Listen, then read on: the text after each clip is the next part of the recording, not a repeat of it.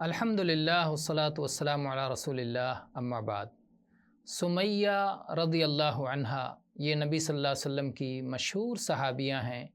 یہ عمار ابن یاسر رضی اللہ عنہ کی والدہ ہیں، ان کی امی جان ہیں، اور یاسر رضی اللہ عنہ کی زوجہ ہیں، ان کی بیوی ہیں، اور یہ اسلام میں آگے بڑھ کر کے اسلام قبول کرنے والی ہیں۔ جب ابھی 6-7 لوگ ہی مسلمان ہوئے تھے تو اس میں سے یہ بھی ایک ہیں۔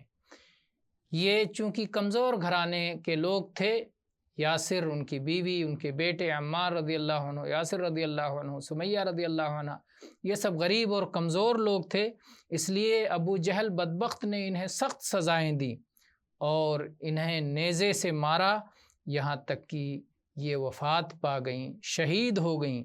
اسلام کی خاطر سب سے پہلے جان دینے والی خاتون ہیں سمیہ رضی اللہ عنہا، اور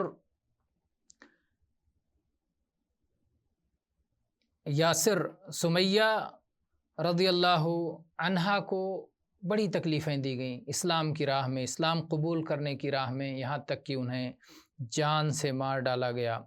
اور نبی کریم صلی اللہ علیہ وسلم جب مکہ کی صحرا میں اور دھوپ میں انہیں جب سزا دی جاتی تھی اور آپ کا ادھر سے گزر ہوتا تھا تو آپ کہتے تھے صبرن یا آل یاسر فإن موعدکم الجنہ، اے یاسر کے خاندان والو صبر کرو، تم سے جنت کا وعدہ ہے۔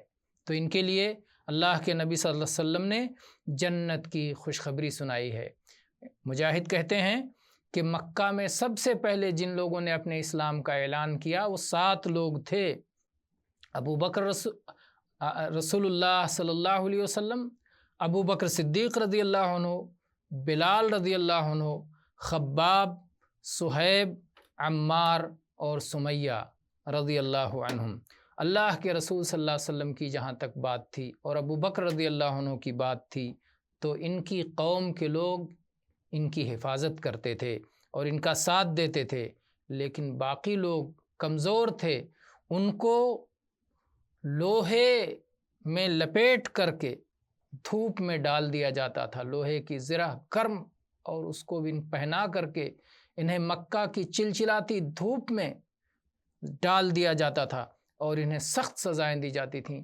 ابو جہل بدبخت آیا اور اس نے سمیہ رضی اللہ عنہا کو نیزہ مارا، یہاں تک کہ وہ شہید ہو گئیں۔ تو یہ اسلام کی خاطر صحابہ کرام اور صحابیات رضی اللہ عنہم اجمعین نے قربانیاں دی ہیں، تو پھر یہ اسلام آگے بڑھا ہے اور ہم تک پہنچا ہے۔ اللہ تعالیٰ ان سے راضی ہو جائے اور انہیں راضی کر دے۔ رضی اللہ عنہم و ارضاہم۔